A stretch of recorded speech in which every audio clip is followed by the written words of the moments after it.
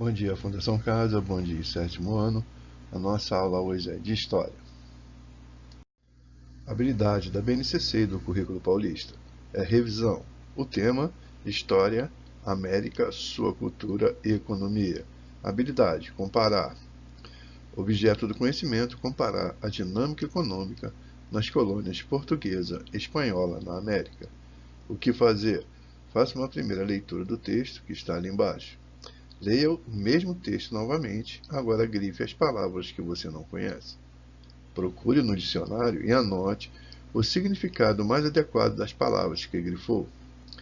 Releia o artigo só mais uma vez, procure compreender e interpretar o texto para responder as questões. A questão disparadora. Você já estudou sobre o ciclo do açúcar no Brasil? Responda. Com o crescimento da produção açucareira, notadamente em Pernambuco e na Bahia, o Nordeste tornou-se o centro dinâmico da vida social, política e econômica do Brasil. Portugal já tinha experiência no cultivo de cana, na produção do comércio de açúcar. Por volta de 1440, as colônias portuguesas de Açores, Madeira e Cabo Verde tinham uma produção que abastecia não só a metrópoles, mas ainda a Inglaterra, portos de Frades e algumas cidades da Itália.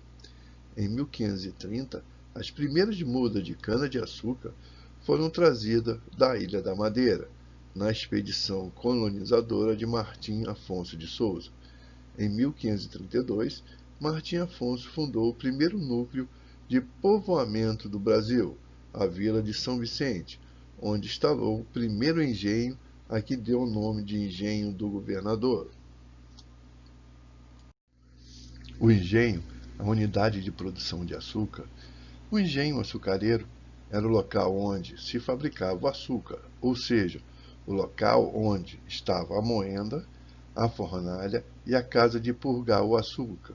Com o tempo, passou a se chamar de engenho. A toda grande propriedade produtora de açúcar, engenho era onde se localizava a casa grande, a capela, a senzala, a fábrica do açúcar, os canaviais e as casas de alguns trabalhadores livres, como o feitor, o mestre do açúcar, alguns lavradores contratados e outros. O senhor de engenho vivia na casa grande, com seus agregados e parentes, exercendo sobre eles grande autoridade.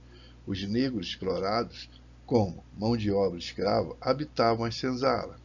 As capelas davam ao engenho uma vida social própria, sendo que alguns engenhos chegavam a ter 4.000 habitantes.